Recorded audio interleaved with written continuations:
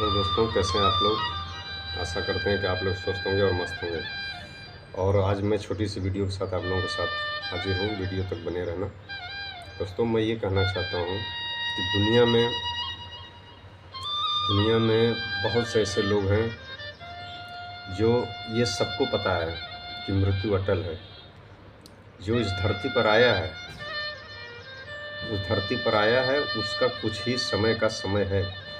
वह समय के बाद सबको ऊपर जाना है, ये सबको पता है। लेकिन मनुष्य इस बात को भूल चुका है। मनुष्य को कब याद आता है, जब वो उसका शरीर एकदम उसके अख्तियार में नहीं होता है, जब शरीर उसके चलने लायक नहीं होता है, तब वो ईश्वर को याद करता है। परमात्मा यही देखता है कि कौन हमें किस परिस्थिति में हमें याद करता है। आप अगर सुख में होते हो तो उस ईश्वर को भूल जाते हो। कहते हैं दोस्तों, लिखा हुआ है कि दुख में सुमिरन सब करे, सुख में करे न कोई। जब सुख में सुमिरन करे तो दुख काहे का होए। अगर आप सुख में अगर ईश्वर को अगर याद करते हो तो आपको दुख कभी नहीं होगा। लेकिन जब हमारे पास जब सुख आता है तो हम उस परमात्मा को, उस ईश्वर को भूल जाते हैं। अगर हम निरंतर दुख और सुख में अगर उस परमात्मा को भजते रहें तो दोस्तों हमें दुख नहीं होगा। लेकिन वह ईश्वर दुख और सुख दोनों भाई हैं। वह सुख आने के बाद वह दुख का आभास भी कराता है।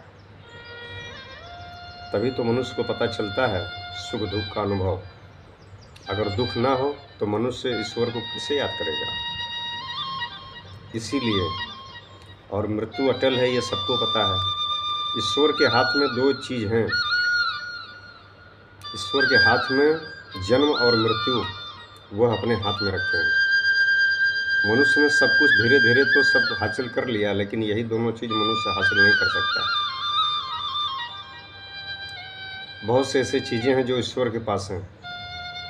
मनुष्य तो बहुत कुछ चाहता है हासिल करने के लिए, क्योंकि मनुष्य की प्रकाष्ठा तो उनसे भी बड़ी है। मनुष्य ये सोचता है कि हम क्या पाएँ, क्या अर्जित कर लें, लेकिन ईश्वर से बड़ा कोई नहीं है। दोस्तों, मेरे कहने का मतलब ये है कि सबसे